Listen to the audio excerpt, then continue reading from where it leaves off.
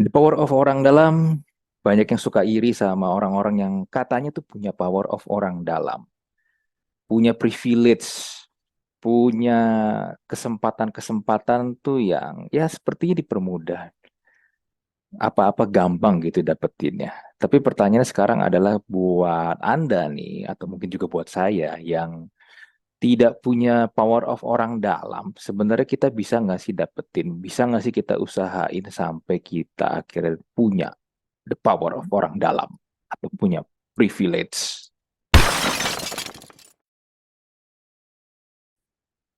Sebelum gue lanjut, mungkin buat Anda atau buat kalian yang udah lama nih nggak nonton atau dengerin podcast dari Talk to Talk, ya memang karena gue juga udah lama nggak bikin konten juga di Talk to Talk karena ya kalian tahu gue lagi belakangan ini lagi sibuk sama podcast ya e-commerce, jadinya ya tadinya mau gue jalin dua-duanya, tapi kalau karena gue ngelihat ini dua tipe konten podcast ini vibe itu mirip-mirip, yaitu ngobrol.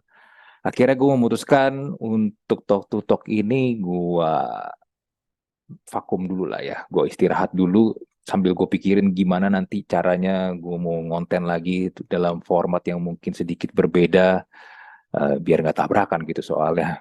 Nah akhirnya gue setelah hampir setahun ya, gue akhirnya memutuskan kayaknya ini perlu gue bikin lagi kontennya untuk di talk to talk. Dan ya sekarang mungkin formatnya gue akan coba gue ngoceh aja sendiri, ya mudah-mudahan sih Anda suka ya dengan ocehan saya. Gue biasanya akan ya bahas obrolan-obrolan yang seputar hal-hal yang mungkin meresahkan buat gue, atau sometimes gue pengen aja menyampaikan opini gue apa yang ada di kepala gue gitu.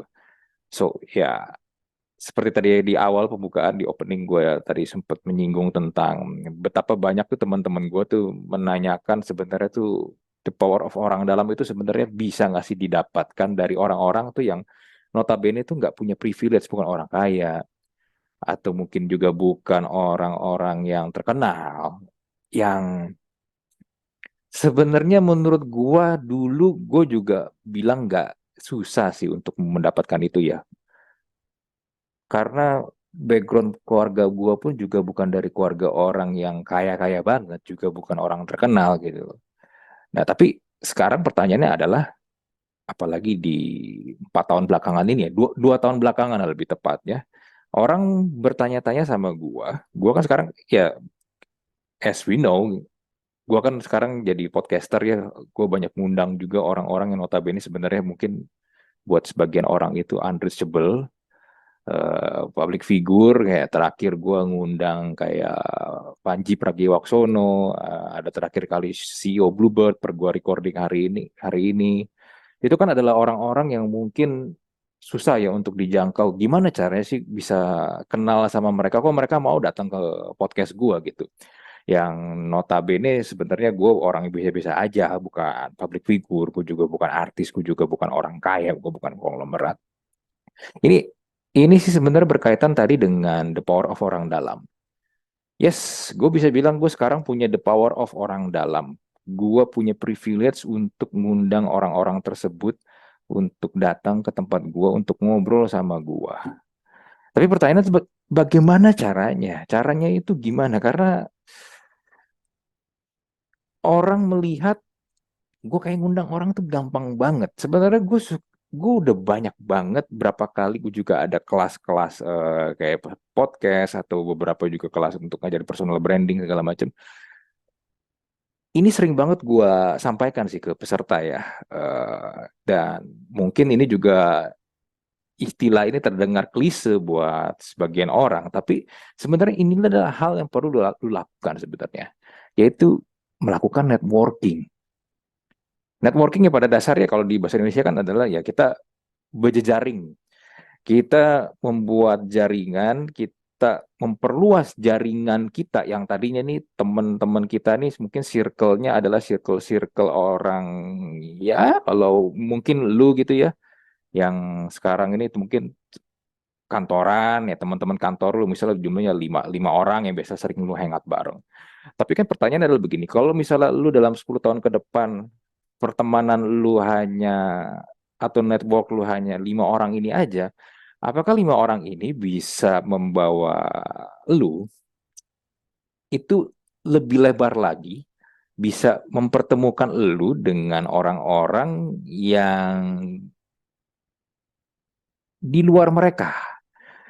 Orang-orang yang mungkin notabene itu bisa kasih lu kesempatan yang mungkin lu nggak nyangka-nyangka. Nah, kan ada ungkapan dulu kalau carilah 5 orang teman terdekat lu bisa kelihatan tuh. Orang tuh bisa meramalkan masa depan lu seperti apa. Nah, kalau ya, dan menurut gua hal itu sampai sekarang pun juga masih berlaku gitu loh. Nah, tapi pertanyaan adalah untuk bisa memperluas itu caranya bagaimana? Sebenarnya caranya tuh kalau untuk sekarang ini ya di era sosial media, di digital era ini sebenarnya tuh gampang kalau menurut gua.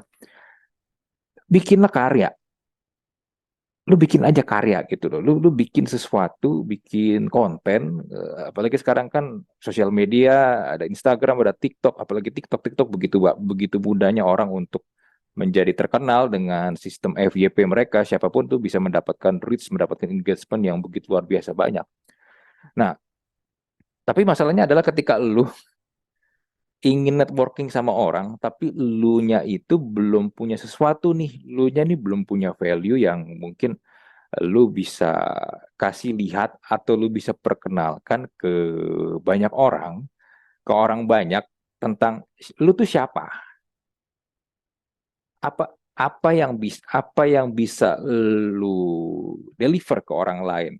Karena gue pernah dapat pertanyaan kayak begini, misalnya nih datang ke satu event ya, kadang-kadang kan ada event atau ada seminar gitu, salah satu tujuan orang adalah selain memang dengerin ini sesi-sesinya, tapi juga pengen networking dengan orang-orang di sekitar sana. Nah, tapi permasalahannya adalah banyak orang ketika datang akhirnya bingung harus ngapain karena mungkin orangnya begitu banyak. Orangnya orang-orang di sana tuh begitu ya karena banyak banget mungkin bingung gua harus ngobrol sama siapa gitu loh. Nah, kalau gua ya misalnya ditanya pertanyaan kayak begitu tuh, gue biasa tuh gue udah mencoba mencari tahu siapa kira-kira yang akan datang atau siapa orang yang akan mengisi acara tersebut. Gue coba cari tahu, misalnya pembicara A, gua akan menargetkan si pembicara A ini adalah orang yang menjadi target gua untuk gua ajakin kenalan. Nah, ketika lu kenalan sama orang ini, pertanyaannya adalah habis itu lu mau ngomongin apa? Nah kan, orang sering bingung tuh, orang mau bahas apa ya? Gua mau mesti ngobrol apa ya sama orang ini ya? Apalagi kalau dia misalnya orang yang terkenal gitu dan lu suka banget, kadang-kadang kan kita starstruck ya, kita bingung mesti ngomong apa. Simple sebenarnya, just ya bilang nama lu siapa, pekerjaan lu apa. Kalau lu masih lu punya kartu nama, gue nggak tahu sekarang masih ada kartu nama atau enggak. Kalau misalnya lu punya kartu nama, lu kasih ke dia. Bahkan kalau bisa lu usahakan tanya akun Instagram dia, atau mungkin lu udah follow sama dia, lu bilang aja saya udah follow, boleh gak minta follow balik, atau minta, yang paling penting adalah menurut gue minta nomor telepon dia, nomor WhatsApp dia sih kalau menurut gue. Di gua itu sangat sering gue lakukan. Tapi karena gue sekarang udah jarang banget datang ke seminar, itu lebih sering gue lakukan ketika gue akhirnya nge-podcast sih. Jadi gue juga masih banyak juga orang-orang yang gue belum pernah kenal, gue belum pernah ketemu sebelumnya, tapi akhirnya mereka datang. Dan ya gue selalu minta gitu nomor-nomor kontak mereka, nomor WhatsApp mereka. Karena siapa tahu di kemudian hari gitu kan, gue butuh gitu. Atau siapa tahu di kemudian hari mereka butuh gue gitu. Tapi ya balik lagi di awal, lu harus punya sesuatu dulu sih menurut gua ya. Lu harus punya karya, lu harus punya sesuatu karya, entah itu di pekerjaan, entah itu di konten atau apapun itu yang bisa lu jadikan value buat lu dan lu tuh bisa dengan mudah memperkenalkan diri lu tuh sebagai lu tuh siapa, lu tuh apa. Kalau gua sekarang adalah ya gua bisa memperkenalkan diri gua sebagai podcaster di e-commerce. As simple as that gitu loh. Karena orang nonton gua, orang lihat gua. Tapi untuk ke titik ini, gua dulu itu tahun 2019 bisa dibilang circle pertemanan gua itu tuh juga nggak terlalu banyak-banyak banget sih sebenarnya ya. Ya, gua waktu itu masih ngantor, gue pun juga awal-awal mulai nge-YouTube pun ya waktu itu masih ngajak dua orang teman gua, jadi waktu itu bertiga gitu. Podcast jadi konsepnya masih bertiga tuh, kita ngobrolin hal-hal yang simple lah ya, seputar relationship, pacaran segala macam.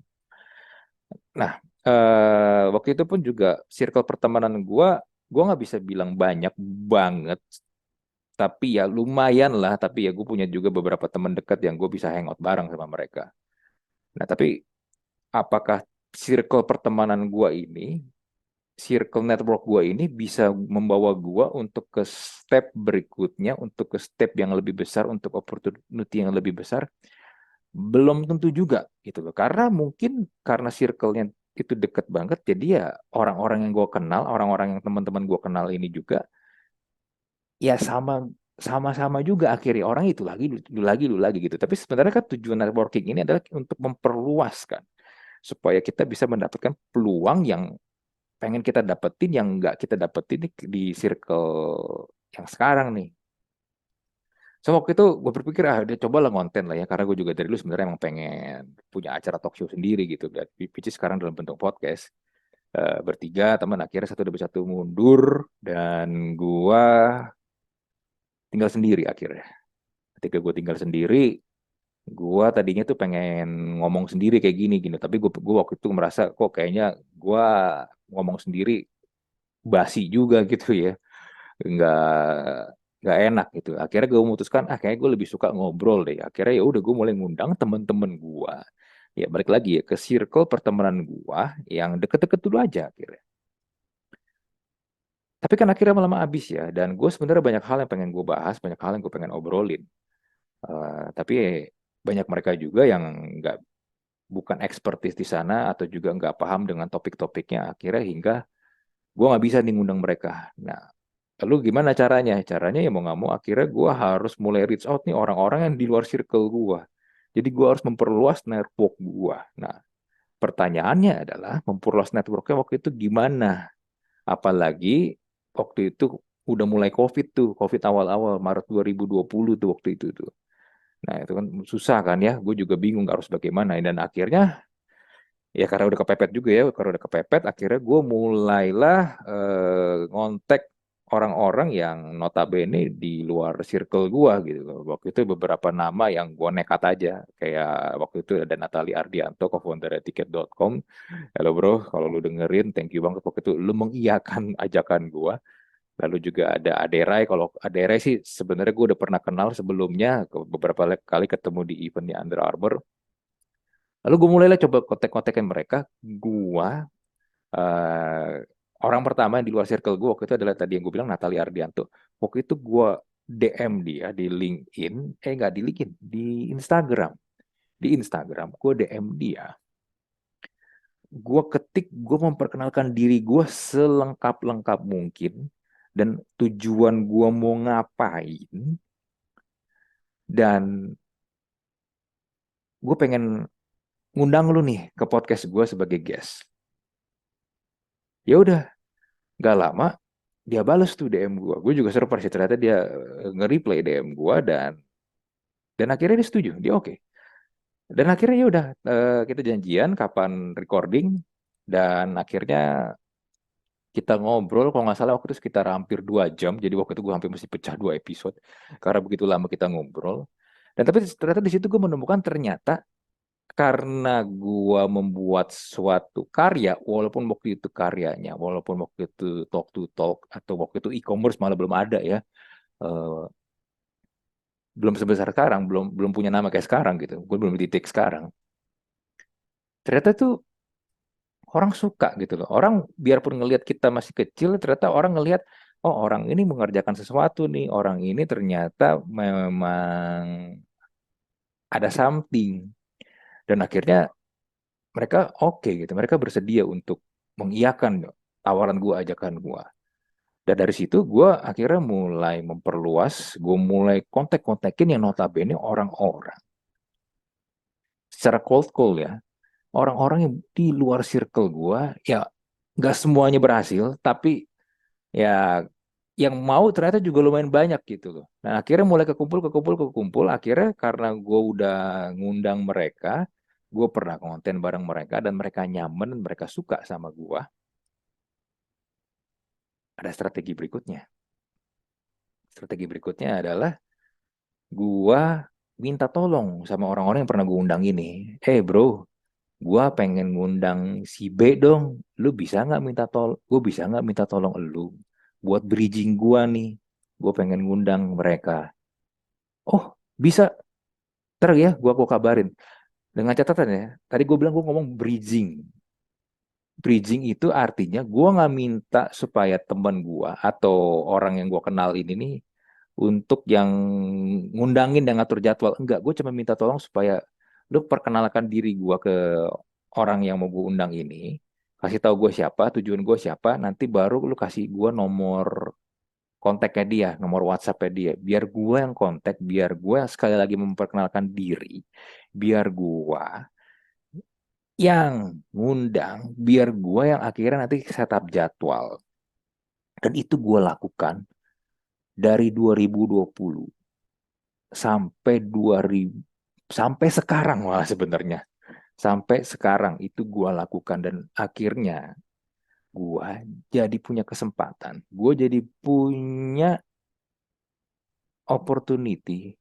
Gue punya network sekarang boleh dibilang itu makin lama makin lebar. Dan mungkin kalau ditanya 10 tahun yang lalu, apakah gue pernah membayangkan gue bisa ngobrol, bisa ketemu langsung dengan Aderai? Enggak. Dengan Ibnu Jamil? Enggak. Dengan Grace Tahir, anak konglomerat? Enggak juga. Dan ya siapapun lah ya, kalau gue mau sebutin tuh banyak banget. Ada Omobi, ada siapa lagi tuh, ada Leoni yang artis cilik dulu, trio Kwek Kwek. Gue juga nggak bayangin sekarang gue jadi temenan baik sama dia karena dia ternyata juga sama-sama suka Jepang, suka anime sama gue, sama kayak gue. Nah akhirnya gue biarpun ini ya secara, kalau gue mau nyoba mau sombong nih, gue mungkin akun personal gue di Instagram followersnya gak banyak, sekitar cuma 2000-an doang. Tapi gue bisa dibilang yang follow gue tuh banyak orang-orang di luar ekspektasi gue gitu. Orang-orang yang centang biru, orang-orang yang banyak, akhirnya kayak tadi gue bilang, orang-orang yang notabene ya unreachable. Tapi ternyata gue bisa. Tapi ini baru awal doang gitu. Mau berkenal sama mereka tuh baru awal doang. Tapi opportunity, kesempatan-kesempatan lain, baik itu dalam bentuk pekerjaan, baik itu dalam bentuk project, atau as simple ya, ini belum lama nih, ini masih baru banget, masih fresh banget. Hari Sabtu kemarin, waktu itu tanggal berapa tuh, hari ini ya tanggal 6 ya, tanggal 6, 5, 4, tanggal 3 Juni, hari Sabtu kemarin, gue dapet kesempatan untuk ketemu salah satu pemain bola idola gue, yaitu Ricardo Kakak. Gue gak pernah bayangin seumur umur gue bakal bisa ketemu langsung. Jadi gue dapet undangan untuk private dinner bareng Ricardo Kakak. Dan gue dapet, karena kenapa? Gue bisa dapat ini bisa karena kenapa? Ya karena tadi, karena salah satu network gue, yaitu temen gue, Peter Shearer, itu ngajakin gue. Peter Shearer ini gue kenal dari mana? Kenal dari gue undang dia sebagai guest di podcast. Dia mau karena kenapa? Dia lihat karya gue dan gue konsisten sampai sekarang dan gue bertumbuh. Ada value itu yang dia lihat dan akhirnya gue sama dia temenan. Dan ketika ada opportunity seperti ini dan dia tahu gue juga suka bola sama seperti dia, di top of mind dia yang dia ingat adalah gue gitu loh. Dan akhirnya gue dapet kesempatan untuk seperti itu. Dan juga banyak kesempatan-kesempatan lain. Ya tapi pertanyaan adalah, buat lu nih yang dengerin atau yang nonton, bisa nggak untuk mendapatkan apa yang gue dapetin sekarang? Gue yakin bisa sih. Tapi ya itu harus diusahakan. Gue mungkin kasih cerita sekarang, gue sharing sekarang ya, gue kasih tips seperti sekarang ini.